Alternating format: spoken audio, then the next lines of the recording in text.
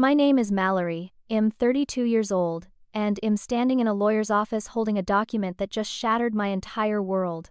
My hands won't stop shaking as I stare at the words printed in cold, legal language. 2 weeks ago, my parents died in a car accident on a rainy night outside Portland. Today, I learned that they left me absolutely nothing.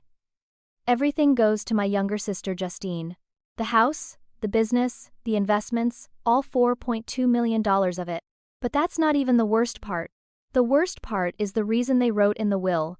The words the lawyer just read aloud in front of my sister and half our family. Mallory has proven herself unworthy of our trust and love. I can barely breathe. Before we dive into how I got here, I need to know where you're watching from.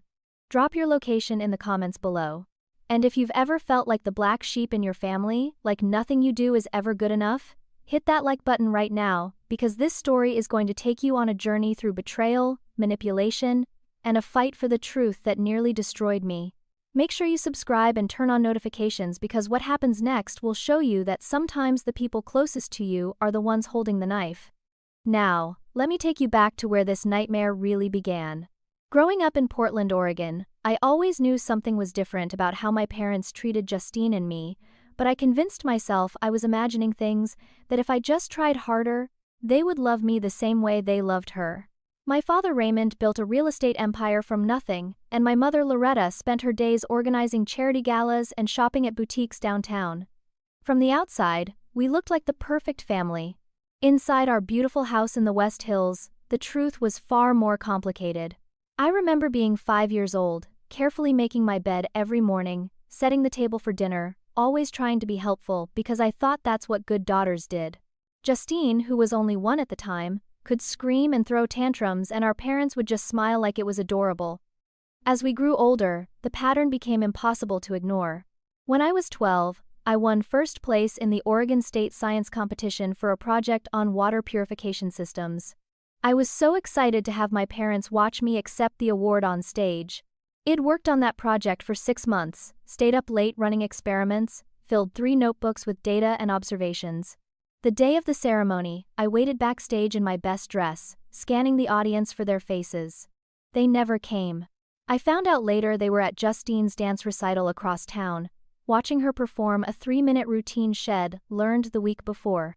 When I got home that night with my trophy and certificate, my mother glanced up from her magazine and said, "That's nice, dear," before returning to her reading.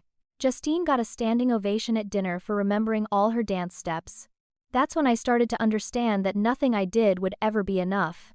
High school was more of the same painful pattern.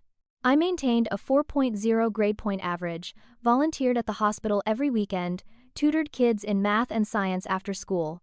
I applied to 15 colleges and got accepted to all of them, including a full academic scholarship to Oregon Health and Science University.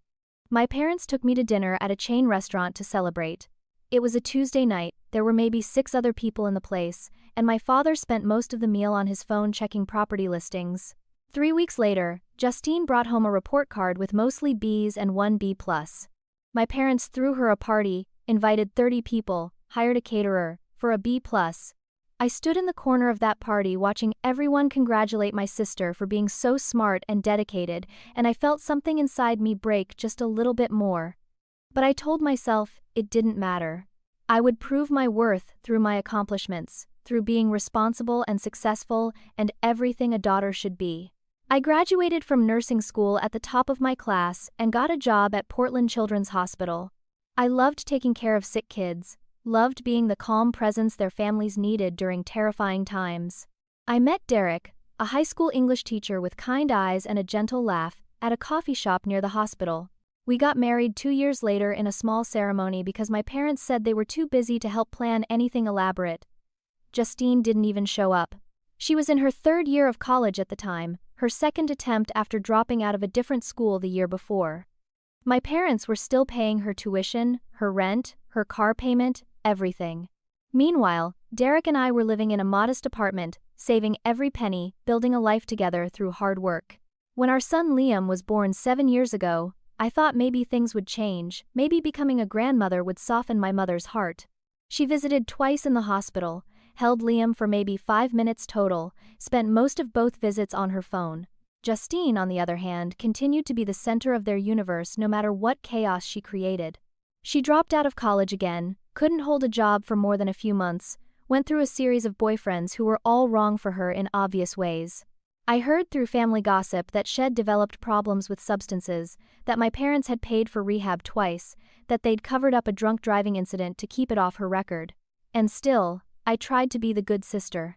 When Justine called me crying at 2 a.m. because Shed been evicted, I let her stay in our spare bedroom for 3 months. When she needed money to pay off debts, she wouldn't explain. I lent her $2,000 that I never saw again. When she showed up at our door, high and incoherent, I drove her to the emergency room and sat with her for 8 hours.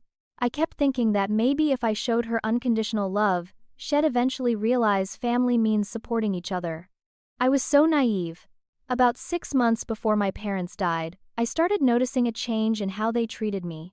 The weekly lunch dates with my mother that had been our tradition for 5 years suddenly stopped. She canceled 3 times in a row with vague excuses, then stopped responding to my texts about rescheduling. My father, who had always been distant but polite, became openly cold. When I called him to ask about refinancing advice for our mortgage, he cut me off mid-sentence and said he didn't have time to help me with basic financial questions I should already understand. Family gatherings became tense, awkward affairs where I felt like an unwelcome guest in rooms I'd known my whole life. My aunts and uncles who used to hug me and ask about Liam started giving me strange looks. Conversations would stop when I entered a room. Something had shifted in a fundamental way, but I couldn't figure out what I'd done wrong. I ran through every recent interaction in my mind, analyzed every conversation, tried to pinpoint the moment when I'd apparently become the villain in their story. The truth was so much worse than I could have imagined, and it all started to unravel at a family dinner that I wish I'd never attended.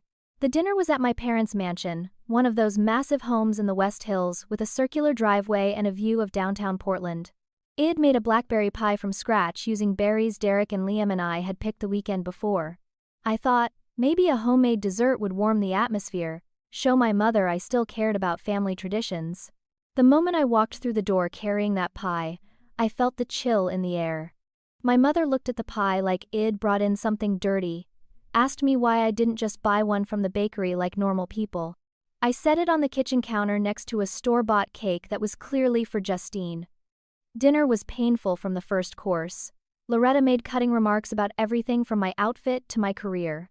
Still working that little nursing job, she said, emphasizing the word little, like my work saving children's lives was some kind of hobby I'd eventually outgrow. Derek still teaching, she continued.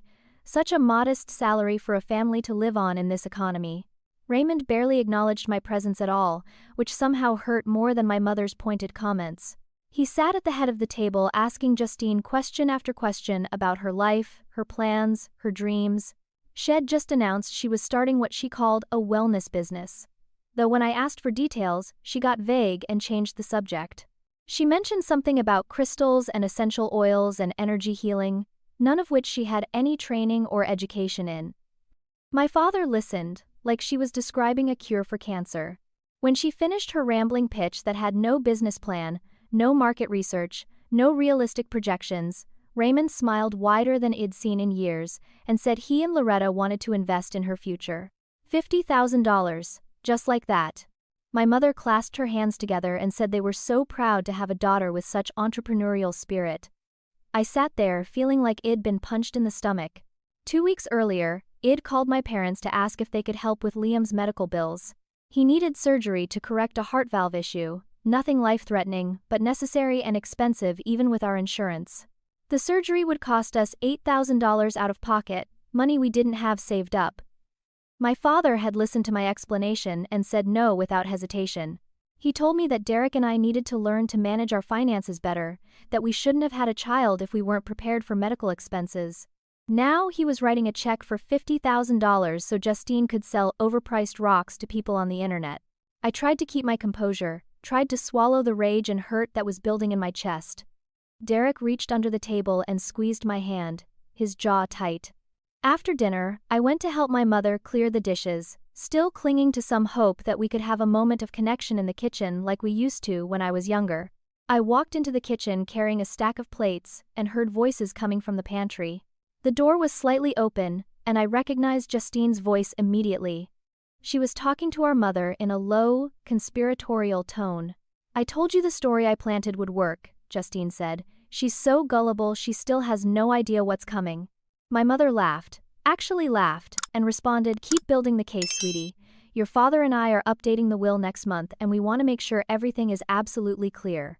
I stood there, frozen with dishes in my hands as Justine continued, describing in detail how she'd been telling our parents lies about me for months. Every piece of the puzzle suddenly clicked into place. The coldness, the distance, the strange looks from relatives, all of it had been orchestrated by my sister. I pushed the pantry door open fully, and both of them jumped. "What are you talking about?" I demanded. "What stories have you been telling them about me?" The transformation on their faces was instant and almost impressive in its completeness. Justine's eyes went wide with fake innocence, and Loretta put her hand to her chest like it'd startled her. "We weren't talking about you," my mother said, her voice dripping with disdain. "You're being paranoid, Mallory. This is exactly the kind of behavior we've been concerned about." I looked at Justine and she had the audacity to look hurt, to act like I was attacking her. "Why are you always so suspicious of me?" she said. "I've never done anything but try to be a good sister to you." I wanted to scream, wanted to grab her by the shoulders and shake the truth out of her, but I knew it wouldn't matter. They'd already decided I was the problem. Raymond appeared in the doorway asking what all the commotion was about, and before I could explain, Loretta told him it'd been eavesdropping on a private conversation and making accusations. My father's face hardened into an expression of disgust I'd never seen directed at me before. "This is exactly why you'll never be as successful as your sister," he said, his voice cold and final. "You're always suspicious, always negative, always looking for problems where there aren't any. Maybe if you spent less time being jealous and more time improving yourself, your life wouldn't be such a struggle." I left their house that night with Derek following close behind me, his hand on my back as I fought to hold back tears until we got to the car. Once the doors were closed, I broke down completely. Derek held me while I sobbed, told me that my parents were wrong, that Justine was cruel and manipulative. He wanted to go back in and confront all of them, wanted to defend me, but I stopped him. "They're still my parents," I said through tears. "Maybe if I just give them space, they'll realize they're being unfair." I clung to that hope even as everything inside me knew the truth. The next morning, I woke up to an email from my mother. It was formal, cold, just 3 sentences long. Loretta wrote that she was canceling our weekly lunch tradition indefinitely, that she needed space from my negative energy, that she hoped I would use this time to reflect on my behavior and attitude. I read that email 10 times, each word cutting deeper. That's when I should have started fighting back, should have demanded the truth, and refused to let them rewrite history. Instead, I told myself to be patient, to be understanding, to prove through my actions that I was the daughter they should be proud of. It was the biggest mistake of my life. Over the next 2 months, my entire extended family turned against me, and I couldn't figure out why until it was almost too late. It started small, easy to dismiss as coincidence or paranoia. My Aunt Constance stopped returning my calls, letting them go to voicemail every single time. My Uncle Stanford canceled plans to meet for coffee. Said something vague about being busy with work. At a grocery store in Northeast Portland, I ran into Marshall, a family friend who'd known me since I was a kid. He looked at me with such disgust and contempt that I actually stepped back. Before I could say hello, he turned his cart around and walked away without a word.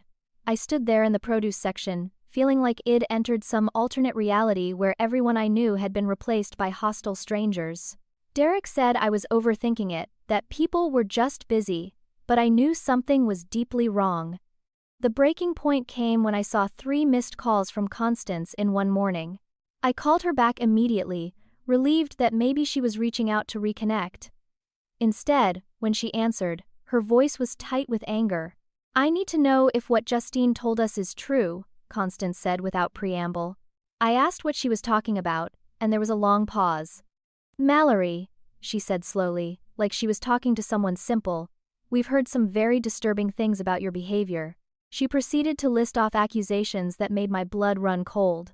According to Justine's stories that had apparently spread through the entire family, I had stolen money from my parents' bank accounts, I was addicted to prescription medications that I was stealing from the hospital where I worked. I'd been verbally abusing my mother during our lunch dates, and I was trying to manipulate my parents into giving me money for Liam's surgery by lying about his medical condition. Each accusation was more horrifying than the last.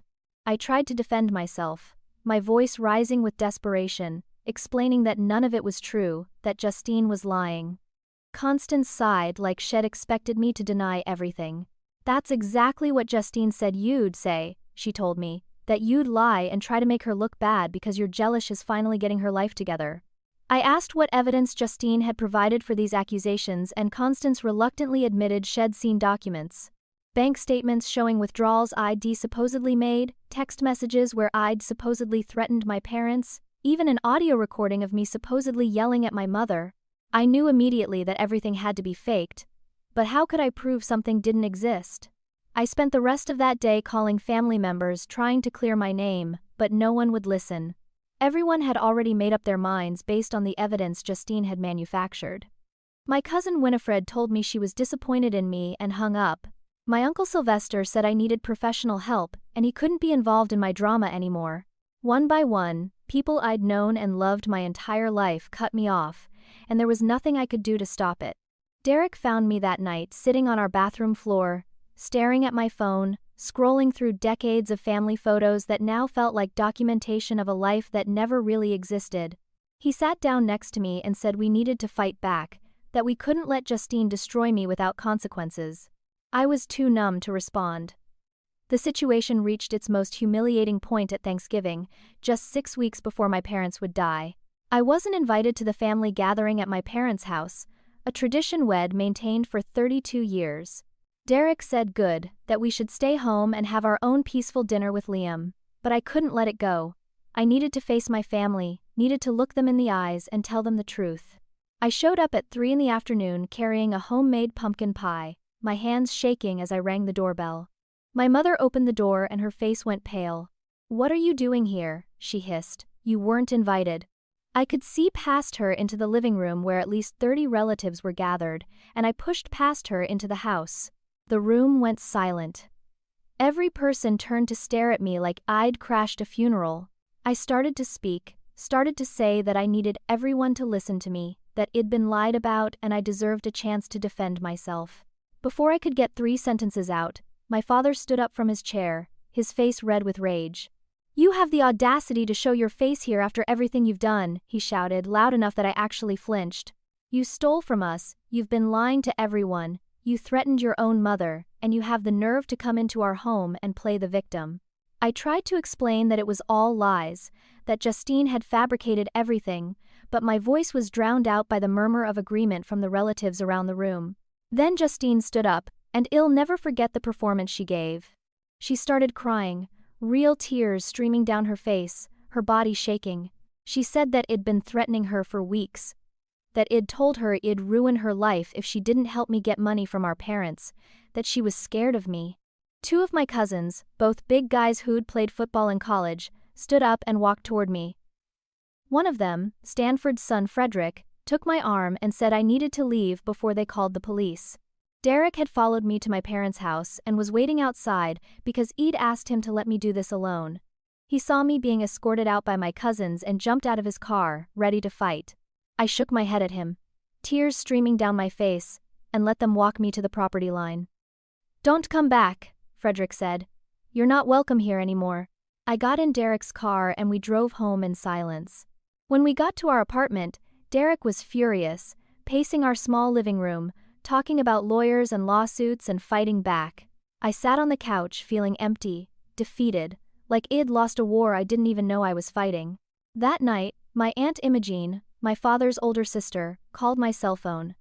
She was the only family member who hadn't been at Thanksgiving, had been out of town visiting her daughter. She'd heard about what happened and wanted me to know something important. "Mallory," she said, her voice serious and sad. "I need you to listen to me carefully. Justine has always been a liar, ever since she was a little girl. Your parents have been blind to it because she learned early how to manipulate them. Whatever she's done to you, whatever she's told them, you need to protect yourself because she's not going to stop." I asked Imogene why no one else could see what Justine was doing, and she sighed. Because she's good at it, Imogene said. And because people want to believe the best about family, even when the evidence is right in front of them.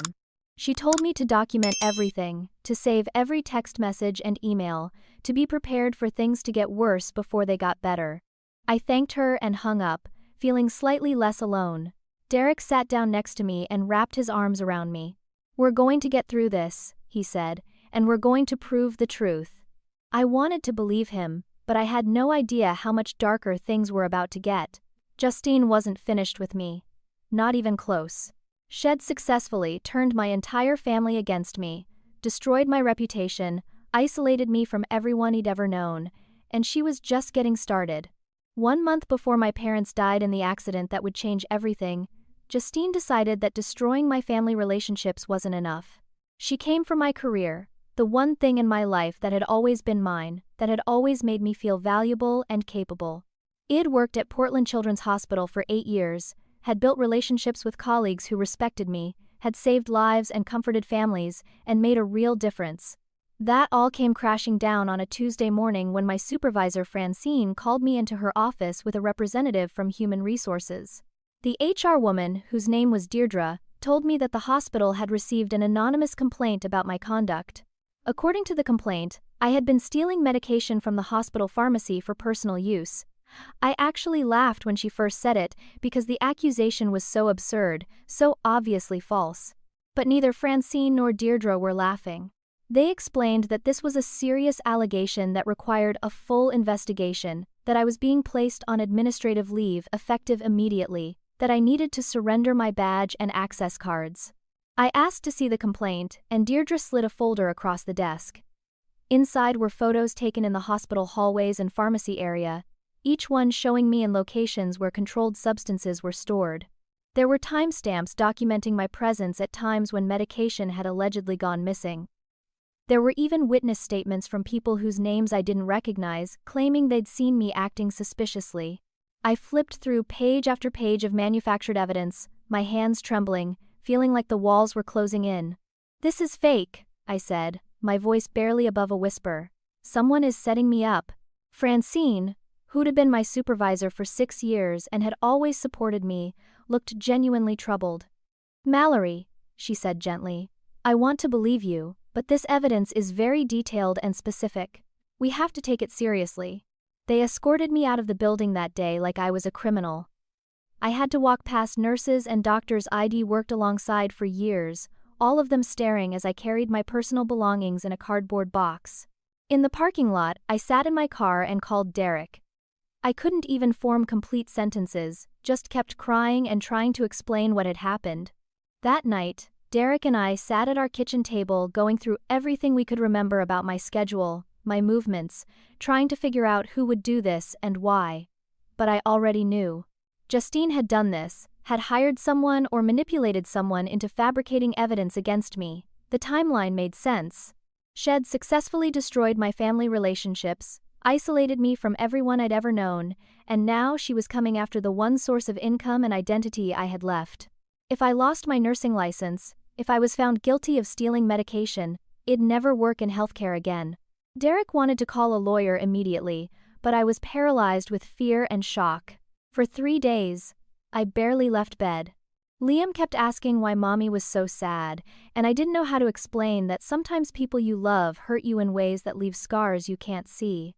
On the 4th day, my coworker Jenna called me. She was one of the other pediatric nurses, someone I'd trained when she first started at the hospital. She'd heard about the investigation and wanted me to know she didn't believe any of it. Jenna told me she'd started asking questions, digging into who had filed the complaint and when. The hospital administration wouldn't give her details, but she'd talked to the IT department informally. One of the IT specialists, a guy named Rupert who Jenna had dated briefly, owed her a favor. He looked into the digital evidence against me and found something crucial. The photos and documents had been submitted through an anonymous email account, but the IP address used to send them traced back to a coffee shop in the Pearl District, a trendy neighborhood where Justine spent most of her time. Rupert couldn't prove who specifically had sent the email, but he gave Jenna the date, time, and location. I looked through Justine's social media for that day, and found a post Shed made from that exact coffee shop at almost the exact time the email was sent. It wasn't definitive proof, but it was a connection.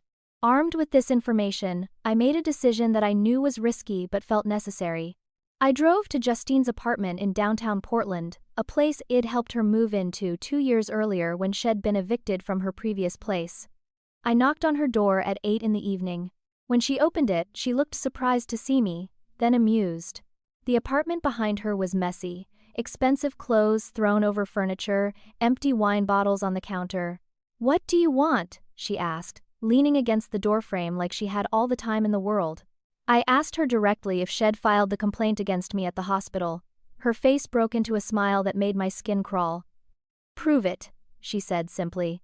I told her I knew about the IP address, about the coffee shop, about the timing. She shrugged. "Oh wait, you can't prove anything," she continued, her voice mocking. I stepped closer, my anger finally overwhelming my hurt. "Why are you doing this?" I demanded. "What did I ever do to you to deserve this?"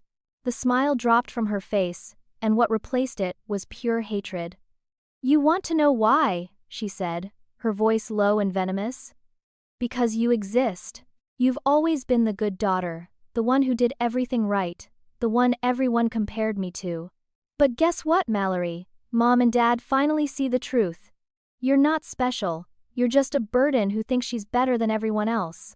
She told me then that she'd been planning this for over a year, that every move had been calculated to ensure she got everything when our parents died. She talked about it so casually, like she was describing a business strategy or a game plan. "The will is being updated next month," she said, "and you're not going to get a single penny." I felt sick listening to her, realizing the depth of her manipulation and cruelty. I threatened to tell our parents everything, to expose her lies, but Justine just laughed. "They won't believe you," she said with absolute confidence. "They love me and they barely tolerate you. I've already shown them the new will draft. You're cut out completely." She started to close the door in my face, then paused. "Oh, and about your little hospital problem," she said. "I have friends who are very good at making things look authentic. I'd be worried if I were you." The door clicked shut, and I stood there in the hallway feeling more alone than I'd ever felt in my life. I drove home on autopilot, barely seeing the road through my tears. Derek was waiting up for me, and when I walked in and told him what Justine had said, what she'd admitted to, he was ready to go to the police immediately. But what could we report? She hadn't technically confessed to anything specific, and I had no recording, no proof. It was my word against hers, and she'd already proven she was better at manipulating people's perception than I was. For the next 3 weeks, I lived in a state of constant anxiety, waiting for the hospital investigation to conclude. Francine called me once a week with updates. They'd searched my locker at work and found nothing. They'd inspected my home with my permission and found nothing.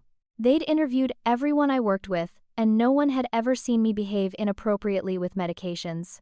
Slowly, the investigation was falling apart because there was no actual evidence of wrongdoing, only fabricated documents that couldn't be substantiated. Finally, after 22 days, Francine called to tell me I was cleared. The evidence had been reviewed by external investigators who determined that it appeared to be manufactured, possibly by someone with a grudge. I was reinstated effective immediately with an apology from the hospital administration. I should have felt relieved, vindicated, but all I felt was exhausted. The damage to my reputation among some colleagues lingered.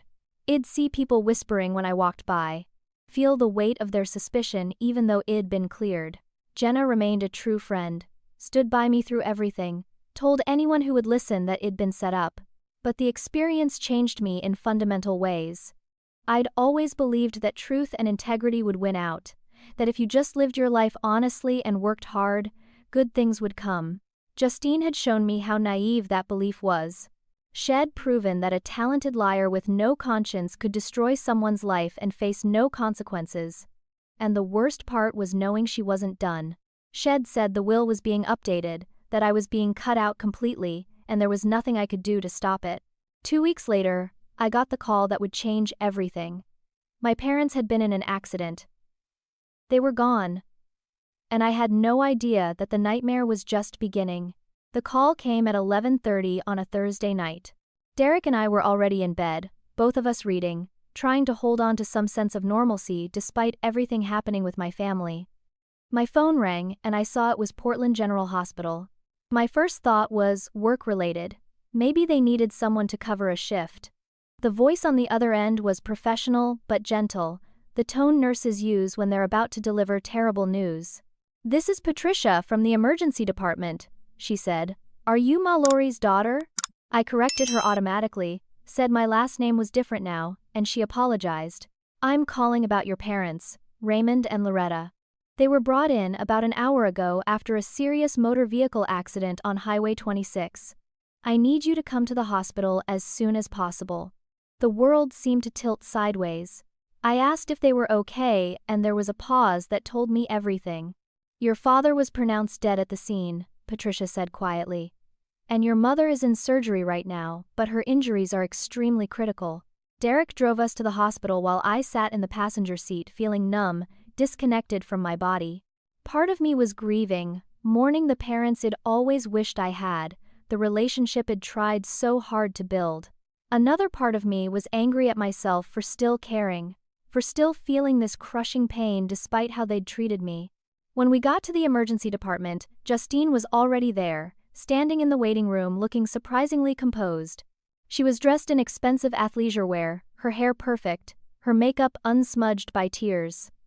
When she saw me, something flickered across her face, almost like satisfaction. "Our mother is in surgery," she said, not offering any comfort or moving toward me. I tried to ask what happened, how the accident occurred, but she just shook her head and turned away. Other family members started arriving. Aunt Constance, Uncle Stanford, various cousins I hadn't seen since Thanksgiving. Most of them barely acknowledged my presence. I stood off to the side with Derek, feeling like a ghost at my own family's tragedy. 2 hours later, a surgeon came out to talk to us. He explained that they'd done everything they could, but Loretta's injuries were too severe. Shed died on the operating table. I felt my knees buckle and Derek caught me, held me up while I processed the reality that both my parents were gone. I'd lost them emotionally months ago, but this was final, permanent, irreversible. I looked over at Justine, expecting to see grief, pain, some human emotion. Instead, she was crying prettily, accepting hugs from relatives, playing the role of devastated daughter. I moved toward her instinctively, thinking that despite everything, we could comfort each other in this moment. Both just lost our parents. I reached out to hug her, and she pushed me away forcefully. "Don't touch me," she said loudly enough for everyone in the waiting room to hear. "This is your fault." I stared at her in shock, unable to process what Shed just said. How could the accident possibly be my fault? She stepped back like I was dangerous, and her voice got even louder. "They were stressed because of you," she shouted. "Your lies, your theft, your constant harassment. They were arguing about you when the accident happened. It's your fault they're dead." I wanted to scream that it was all lies, wanted to defend myself. But my Uncle Stanford stepped between us and told me I needed to leave the hospital. His face was hard, unsympathetic. "You've done enough damage," he said. "Have some respect and go." Derek tried to argue, tried to tell them I had every right to be there, but I pulled him toward the exit. I couldn't fight anymore, couldn't defend myself against accusations that made no sense. We drove home in silence, and I cried until I had no tears left, grieving for parents who'd never truly loved me, grieving for the family I'd always wanted but never had. The funeral was held 5 days later at a church in Northwest Portland. I debated whether I should even attend, but Derek insisted. "They were your parents," he said. "You have the right to say goodbye." So I put on a black dress and went to the funeral of 2 people who'd written me out of their lives before death did it permanently. I was allowed to attend, but only barely. The family made it clear I wasn't welcome to sit with them in the front rows. Derek, Liam, and I sat in the back of the church while Justine played the grieving daughter in the front row, surrounded by relatives offering comfort and support. The service was beautiful in a painful way. The pastor talked about Raymond's business success and charitable work, Loretta's dedication to community service. Several relatives gave speeches about what wonderful people they'd been, how much they'd be missed. Then Justine walked to the podium to give her eulogy. Shed dressed in a simple black dress, minimal makeup, her hair pulled back. She looked like the picture of grief and dignity. She talked about how our parents had always put family first, how they'd taught her the value of honesty and hard work, how they'd supported her through difficult times. She cried as she described her last conversation with our mother, claimed Loretta had told her how proud she was of the woman Justine had become. Every word felt like a knife. She'd stolen everything from me, my family's love, my reputation, my place in their lives, and now she was rewriting history to paint herself as the devoted daughter they'd always deserved. After the service, there was a reception at my parents' house. I wasn't sure if I should go, but Imogene found me in the parking lot and said I needed to be there for the reading of the will. Apparently, the lawyer had scheduled it for immediately after the funeral. We drove to the house, the same mansion where I'd grown up, where I'd spent countless hours trying to be perfect enough to earn my parents' love. The reading was held in my father's study, a room filled with leather furniture and expensive art. The lawyer, a man named Howard Lancaster, sat behind the desk that had been my father's. He was probably in his 60s, wearing a gray suit, his expression professionally neutral. Justine sat in one of the leather chairs looking calm and composed. Various relatives stood around the room. I sat in a chair near the back with Derek's hand in mine. Howard began reading the will in a monotone voice, explaining the legal language, the structure of the estate. Then he got to the distribution of assets. The entire estate, valued at approximately $4.2 million, was left to Justine. The house, the business properties, the investment accounts, the vehicles, everything. My name wasn't mentioned at all until the very end, when Howard read a paragraph that had clearly been added specifically about me. Loretta and Raymond, he read, have decided to leave nothing to their daughter Mallory. She has proven herself unworthy of their trust and love through her repeated acts of deception, theft, and manipulation. We leave her nothing in the hopes that she will learn the value of honesty and take responsibility for her actions. The words hung in the air like poison. I sat completely still, unable to move, unable to breathe. Derek's hand tightened on mine, but I couldn't feel it. Every person in that room was looking at me, some with pity, most with judgment and disgust. Justine sat in her chair with the smallest smile on her face, barely noticeable unless you were looking for it. Aunt Imogene stood up from where she'd been sitting near the window. "This is wrong," she said loudly. Raymond and Loretta were manipulated. They didn't know the truth about what was happening. Howard looked uncomfortable but explained that the will was legally valid, properly signed and witnessed, filed with the court. There was nothing ambiguous about the language or the intent. Imogene turned to the other relatives in the room and said they all needed to open their eyes, that Justine had been lying to everyone for months. But no one wanted to hear it. Uncle Stanford told Imogene she was out of line, that she needed to respect their brother's final wishes. The meeting dissolved into arguing voices, and I couldn't process any of it. I stood up, walked out of the study, down the hallway, and out the front door of the house where I'd grown up. Derek followed me to the car. I got in the passenger seat and stared straight ahead. I couldn't cry anymore. I felt empty, hollowed out, like someone had reached inside me and removed everything that made me who I was. Derek started driving, and I didn't ask where we were going. Eventually, we ended up at a park overlooking the Willamette River. We sat on a bench and watched the water flow by. "I'm going to lose everything," I said quietly. "My reputation, my family, any inheritance that might have helped us give Liam a better life." Derek put his arm around me. "You haven't lost everything," he said. "You still have me, you still have Liam, you still have the truth." But in that moment, the truth felt worthless. For 3 days after the will reading, I barely functioned.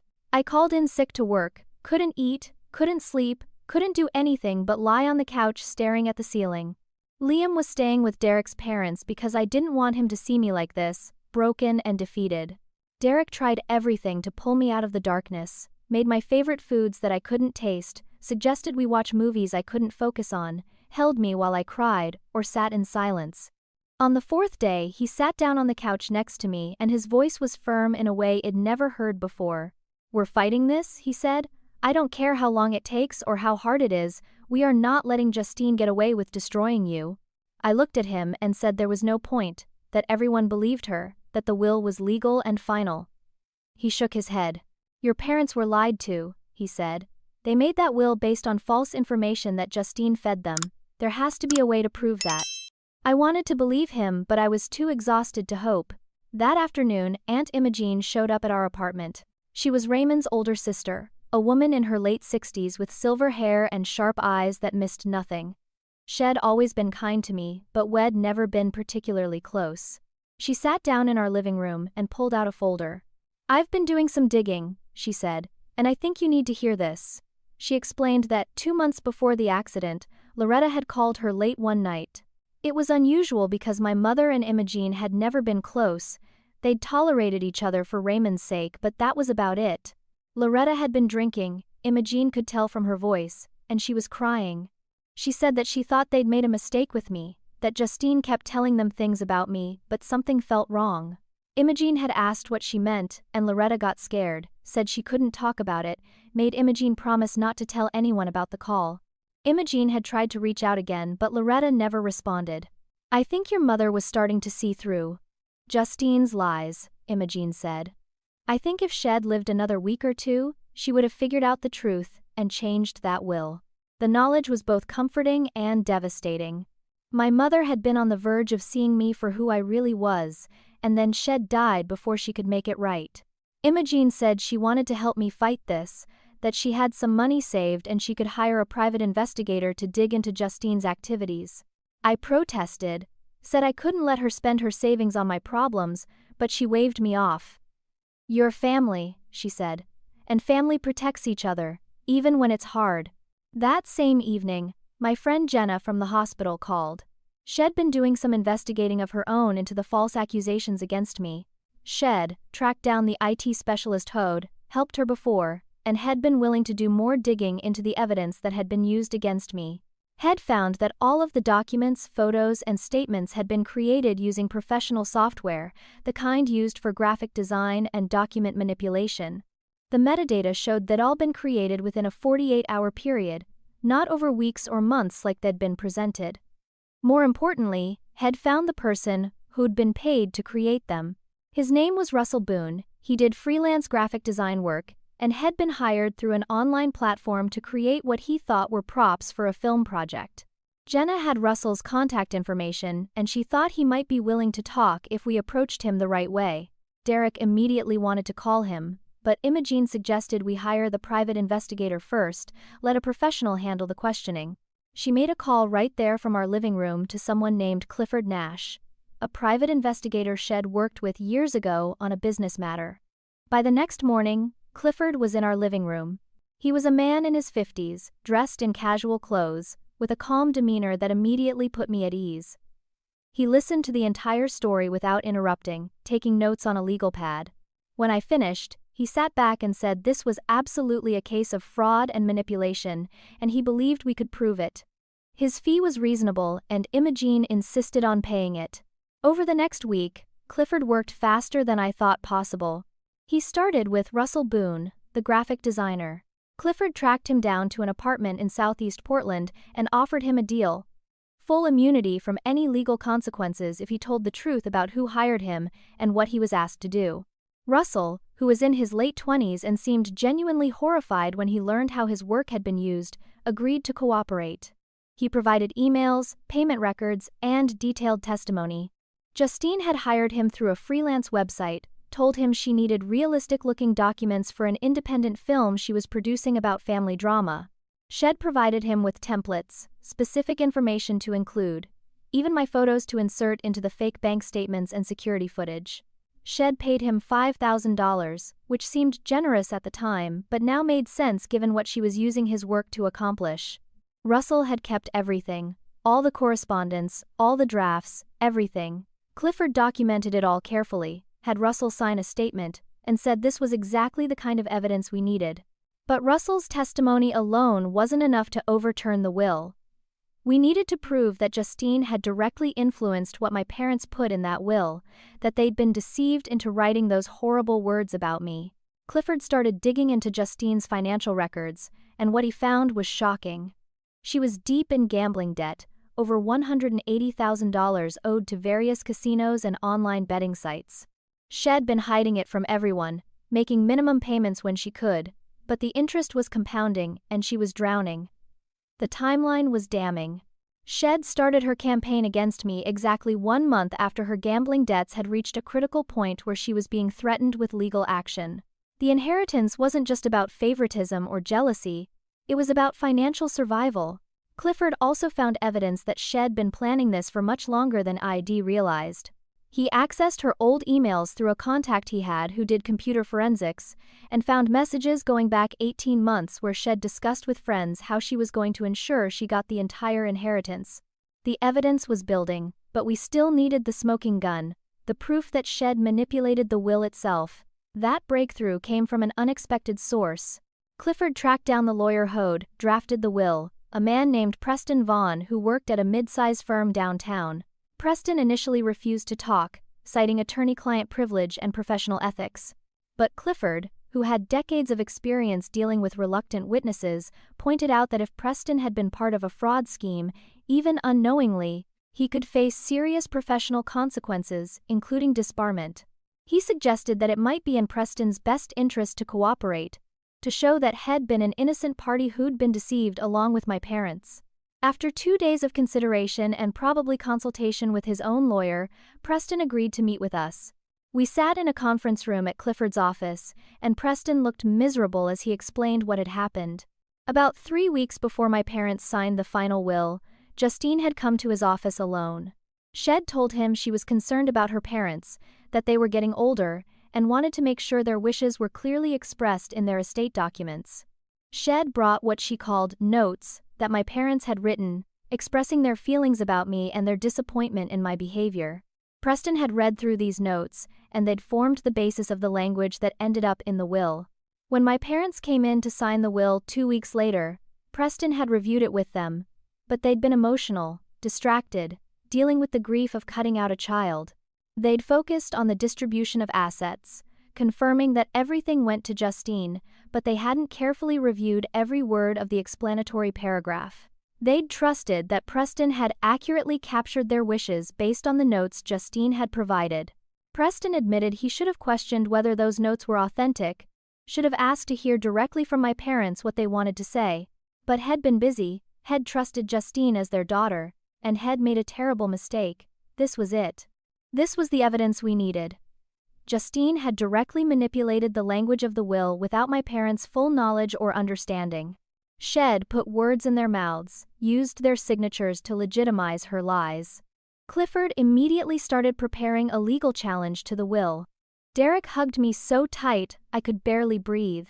"We have her," he said. "We finally have proof of what she did." But I knew Justine wouldn't go down without a fight. Shed already proven she was willing to do whatever it took to win. And she was about to launch one more attack that would nearly break me completely. Justine found out I was investigating somehow. I never learned exactly how, but within days of Clifford interviewing Preston Vaughn, she knew I was building a case against the will. Her response was immediate and vicious. She filed a restraining order against me, claiming it'd been harassing and stalking her since our parents' death. The court documents, which were public record, painted me as an unstable, dangerous person who was unable to accept that it'd been rightfully cut out of the will. She provided evidence that I'd shown up at her apartment uninvited, a reference to the confrontation where Shed admitted her manipulation. She included screenshots of text messages where Id supposedly threatened her, messages Id never sent. She even included a statement from a neighbor who claimed to have seen me sitting in my car outside Justine's building for hours, watching her apartment. It was all lies, all fabricated. But it was detailed and convincing enough that a judge granted her a temporary restraining order until a hearing could be held. I had to appear in court 3 weeks later to defend myself against accusations that made me sound like a stalker. Derek hired a lawyer named Graham Whitfield, a family law attorney who came highly recommended by Imogene's contacts. Graham was in his 40s, calm and methodical, and he immediately started gathering evidence to disprove Justine's claims. The text messages Shed submitted were the easiest to debunk. Graham hired a digital forensics expert who examined the metadata and proved conclusively that the messages had been created on a device I didn't own, using software ID never accessed, at times when I could prove I was somewhere else. The neighbor who claimed to have seen me outside Justine's building was more complicated, but Graham tracked down security footage from nearby businesses that showed I'd never been in that neighborhood on the dates in question. On the day of the hearing, we sat in a courtroom with Judge Sylvia Brennan presiding. Justine was there with her lawyer, looking fragile and frightened, playing her role perfectly. Graham presented our evidence systematically, showing that the texts were fabricated, that I had alibis for the times I was supposedly stalking Justine, that the neighbor's statement was inconsistent with objective evidence. He also pointed out that I had no history of any kind of harassment or threatening behavior, that my record was spotless both personally and professionally. Justine's lawyer tried to argue that I was motivated by anger over the will, that I was lashing out because I felt it'd been treated unfairly. But Judge Brennan wasn't buying it. She reviewed all the evidence carefully, asked pointed questions, and then dismissed the restraining order. She also reprimanded Justine's lawyer for filing what appeared to be a frivolous claim without properly verifying the evidence. As we left the courthouse, I felt a small surge of victory, but Justine wasn't finished. While the restraining order case was ongoing, Shed filed another anonymous complaint at my workplace. This time, she claimed I was emotionally unstable and a danger to the children I cared for, that had been seen crying at work, that my judgment was impaired by personal issues. The hospital, already sensitive after the previous investigation, put me on administrative leave again. Francine called me personally to apologize, said she was fighting the administration on this, that she knew it was another false accusation, but the hospital had to protect itself legally. This second leave was shorter than the first because Graham immediately got involved, threatened the hospital with a lawsuit for wrongful termination, pointed out the pattern of harassment I was experiencing. Within a week, I was reinstated again, but the damage to my mental health was severe. I started having panic attacks, waking up in the middle of the night convinced that Justine had found some new way to destroy me. Derek found me one night sitting on our bathroom floor at 3 a.m, shaking and crying. "When will this end?" I kept asking him. "When will she finally stop?" He held me and said it would end when we finished her, when we exposed every lie and made sure she faced consequences. I wanted to believe him, but I felt like I was drowning, like no matter how hard I fought, Justine was always 3 steps ahead. Then Clifford called with news that changed everything.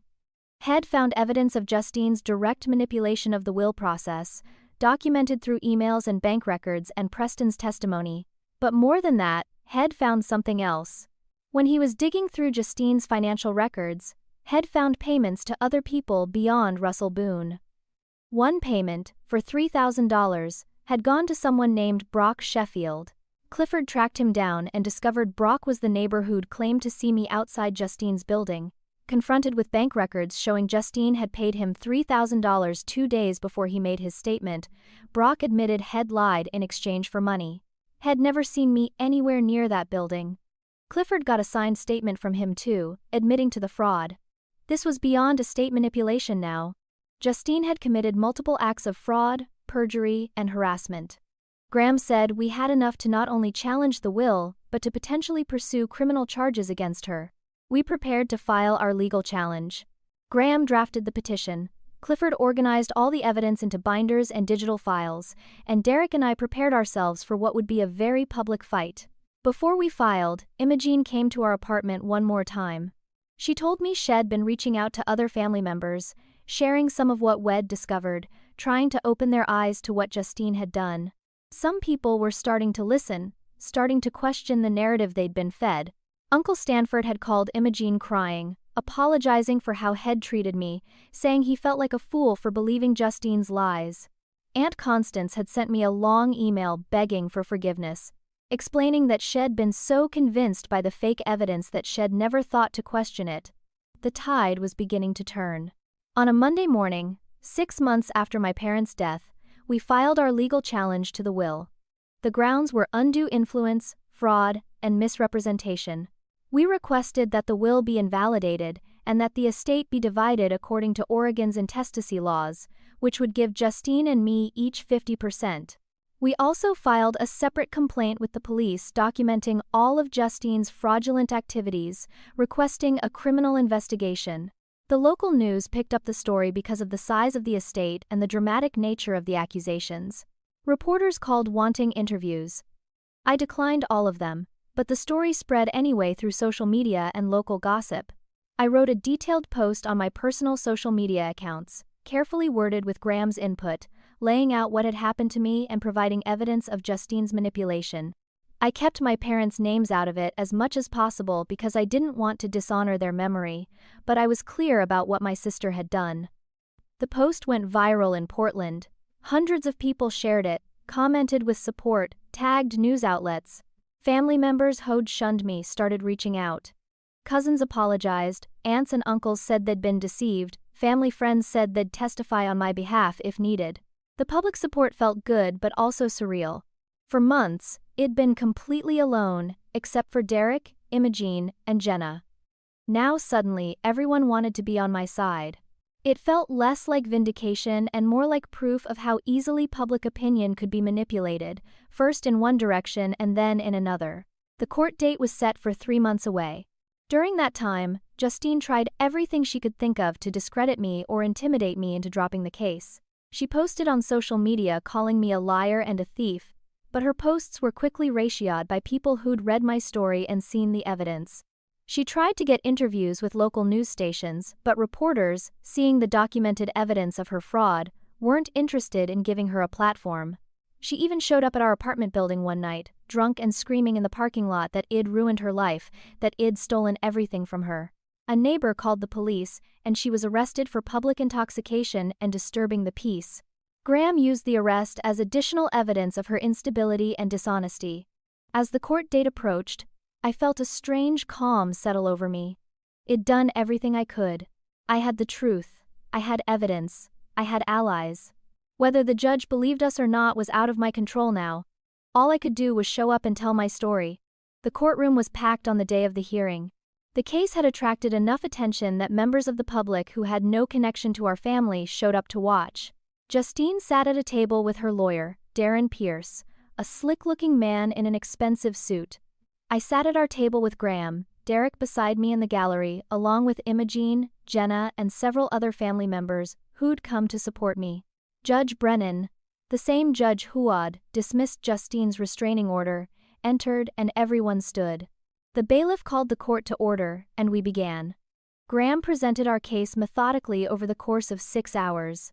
He called Russell Boone to the stand first, and Russell explained in detail how Justine had hired him to create fake documents, how Shed lied about their purpose, how Head had no idea they'd be used to destroy someone's reputation. He provided copies of all the emails, all the payment records, all the drafts Head created. Darren tried to discredit him on cross-examination, suggesting he was lying to avoid his own legal trouble, but Russell stayed calm and consistent. Next, Graham called the IT specialist from the hospital, who explained how the evidence against me had been manufactured, how the metadata proved the documents were created all at once rather than accumulated over time. He showed the court technical analyses that were impossible to refute. Then came Preston Vaughn, the lawyer who drafted the will.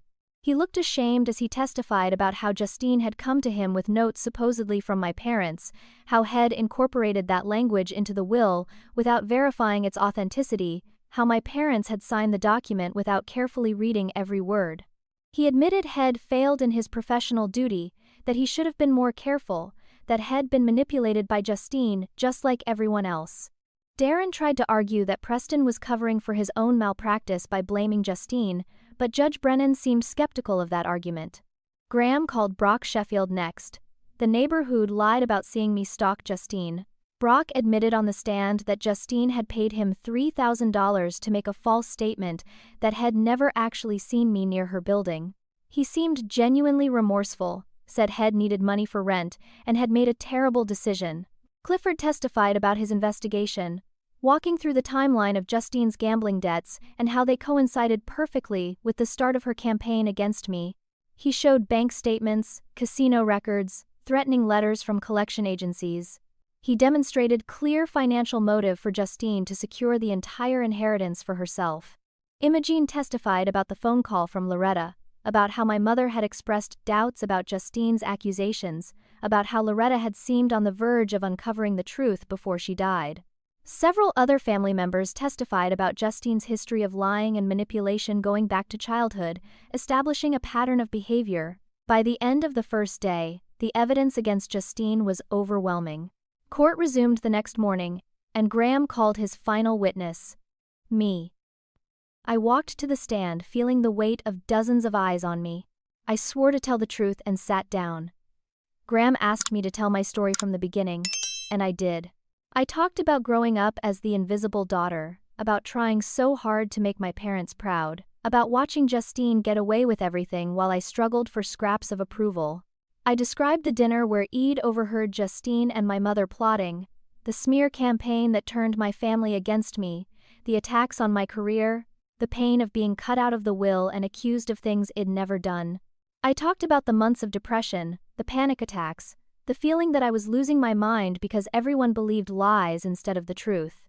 I cried on the stand, not because I wanted to manipulate anyone's emotions, but because telling the story out loud brought back all the pain I'd been trying to hold together. When I finished, Graham asked me one final question.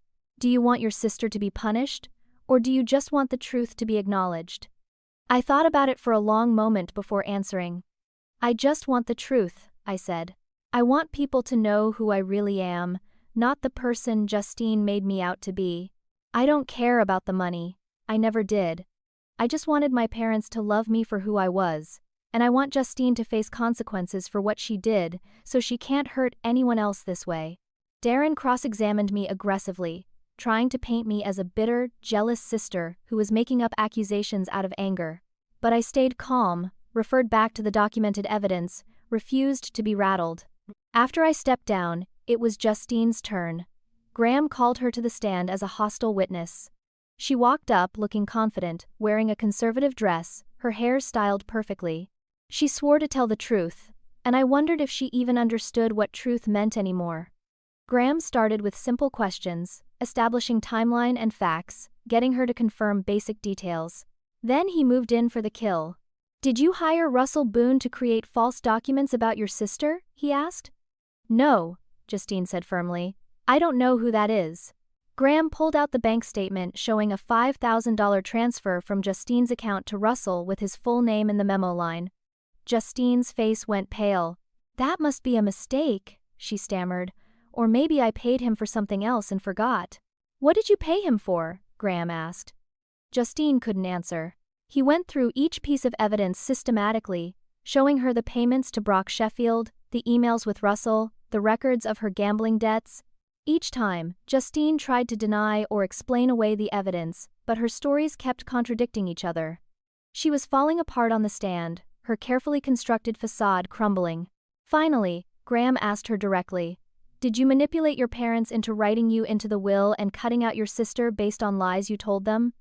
Justine snapped. She started screaming at me from the witness stand, pointing at me, her face contorted with rage.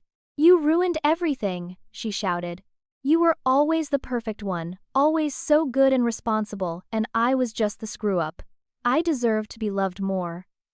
I deserved everything, and you took it all away from me just by existing. Judge Brennan banged her gavel and ordered Justine to control herself, but the outburst had done the damage.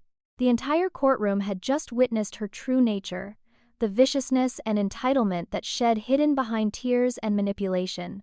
Darren tried to salvage the situation during redirect, suggesting Justine was having an emotional breakdown due to grief, but it was too late. Judge Brennan called for a recess and said she'd deliver her ruling the following morning. That night, I barely slept. Derek and I lay in bed talking about what might happen, how the judge might rule, what our lives would look like either way. The next morning, the courtroom was even more packed than before. Judge Brennan took the bench and everyone fell silent. She began by summarizing the evidence, the testimony, the arguments from both sides. She talked about the burden of proof in estate cases, about the standard for proving undue influence and fraud. Then she delivered her ruling. Based on the overwhelming evidence presented, she said, I find that Justine engaged in a deliberate and sustained campaign of fraud and manipulation designed to deceive her parents and influence the distribution of their estate. The will dated 6 months before Raymond and Loretta's death was created under fraudulent circumstances and does not reflect their true wishes. Therefore, I am invalidating that will. The estate will be distributed according to Oregon intestacy laws, which means it will be divided equally between the 2 surviving children. The courtroom erupted in murmurs and whispers. Judge Brennan banged her gavel for silence and continued. Additionally, I am ordering Justine to pay all legal fees associated with this case. I am also referring this matter to the District Attorney's Office for potential criminal prosecution for fraud, perjury, and other violations of law. This court is adjourned. Graham turned to me with a huge smile. You won, he said simply. I sat there trying to process what had just happened. I'd won. The will was invalid. I'd get half the estate. More importantly, the truth was now official record. Everyone who'd doubted me, who'd believed Justine's lies, now had to face the fact that I'd been telling the truth all along. Derek pulled me into a hug and I finally let myself cry. This time from relief and exhaustion and the release of months of tension. Outside the courthouse, reporters crowded around asking for statements.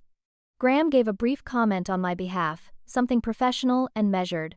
Justine left through a side door, her lawyer rushing her past cameras and questions. Aunt Imogene was waiting on the courthouse steps. She hugged me tight and said, "Your parents would be so proud of you for fighting for the truth." I wasn't sure that was true. My parents had never been proud of me when they were alive, but I appreciated her saying it. Over the next few weeks, the legal details were worked out. The estate was formally divided, Justine and I each receiving $2.1 million and co-owning the family house until we decided to sell it. Justine's share would be garnished to pay the legal fees and potentially restitution if she was criminally convicted. The district attorney did move forward with charges, and eventually, Justine pled guilty to fraud and perjury in exchange for a lighter sentence. She served 6 months in jail and was on probation for 3 years. Her gambling debts eventually caught up with her and she declared bankruptcy. I heard through family gossip that she moved to California somewhere, trying to start over away from Portland, where everyone knew what she'd done. I didn't care where she went. She was no longer my problem. 3 months after the court ruling, my life began to feel stable for the first time in over a year. I returned to work at Portland Children's Hospital, and the administration formally apologized for how they'd handled the false accusations against me. My reputation was fully restored. My colleagues who'd been supportive throughout everything welcomed me back warmly. Francine even offered me a promotion to lead pediatric nurse on my unit, which I accepted. The work felt good, felt meaningful, reminded me of who I was beyond all the drama and pain of the past year. Derek and I used part of the inheritance to pay for Liam's surgery, which was successful. Our son recovered quickly, and seeing him run around without the fatigue he'd been experiencing before made every day of fighting worthwhile. We also paid off our apartment and started looking at houses. Not anything extravagant, just something with a yard where Liam could play and maybe a room for Derek's home office. Family relationships slowly healed, though some scars remained. Aunt Imogene became one of my closest confidants, someone I talked to several times a week. Uncle Stanford called regularly to check on me, still apologizing for how Head treated me even though I'd forgiven him months ago. Several cousins reached out wanting to rebuild relationships, and I accepted their apologies but kept them at a comfortable distance. I learned that forgiveness doesn't mean pretending nothing happened or going back to how things were before.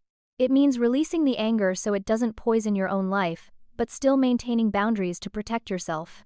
Aunt Constance and I had lunch once a month, slowly rebuilding trust. She admitted that she'd always known Justine was troubled, but had never imagined she could be so deliberately cruel. Some family members I never heard from again, people who'd been particularly vicious in their judgment of me. I decided I was okay with that.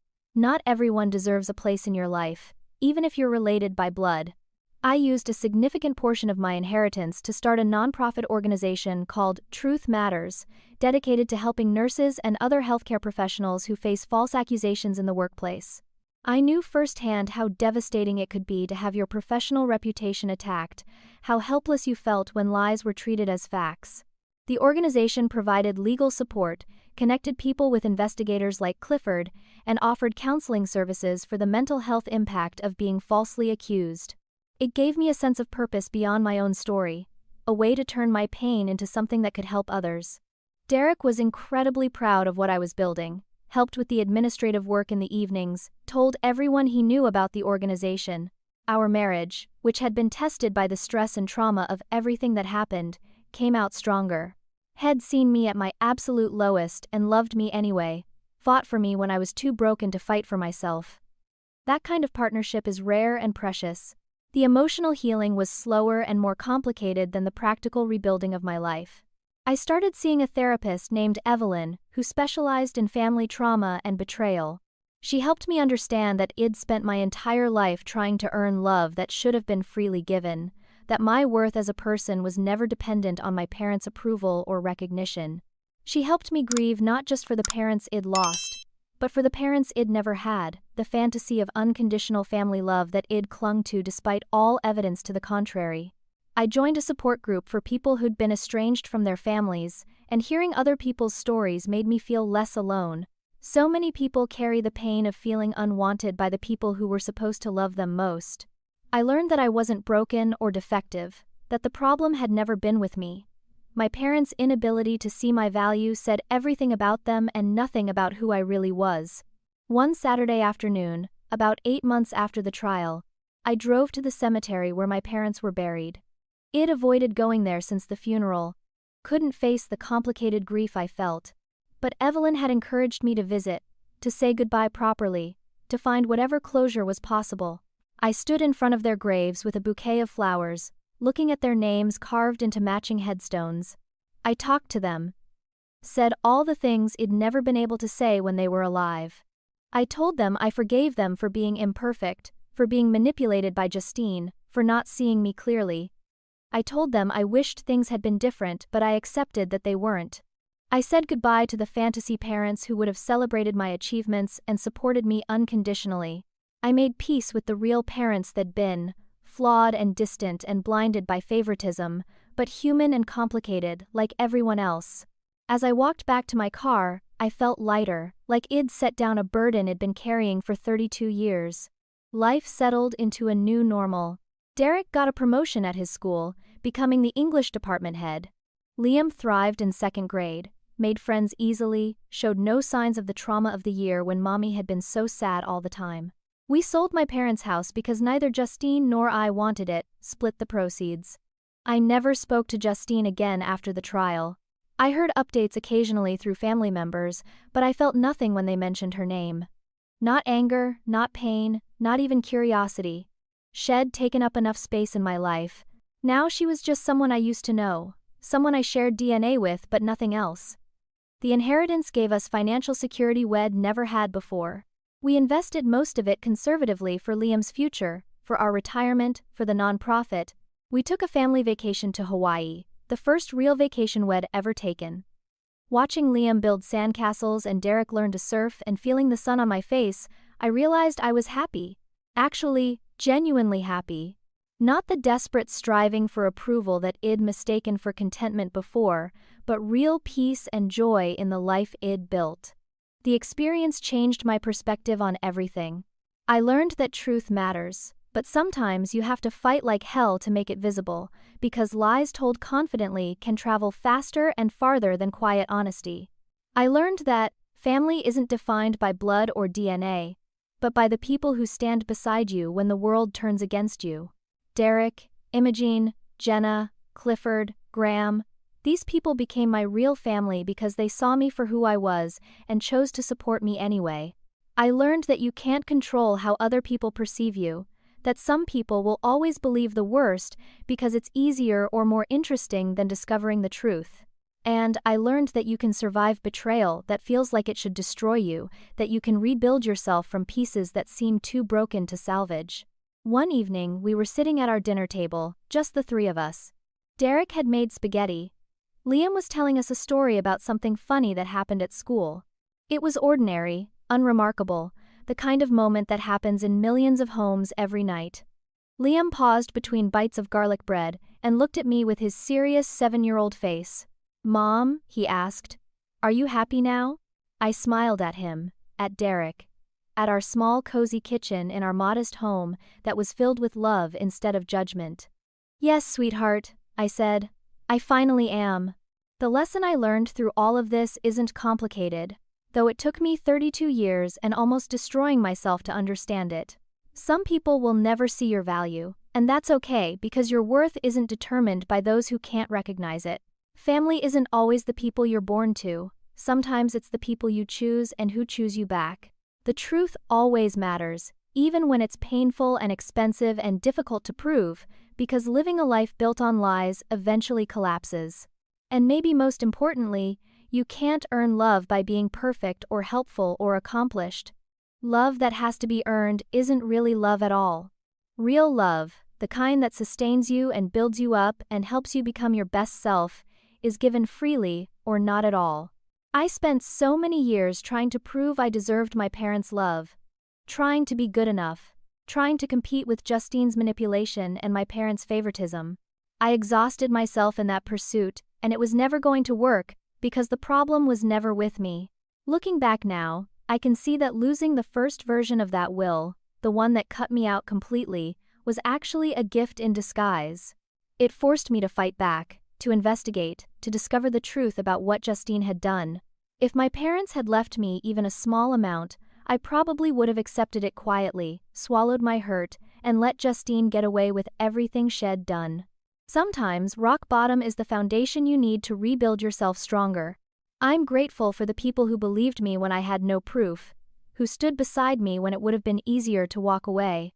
I'm grateful for Derek's unwavering love, for Imogene's fierce loyalty, for Jenna's friendship. I'm even grateful for the struggle itself, because it taught me resilience and showed me who I really am beneath the desperate need for approval.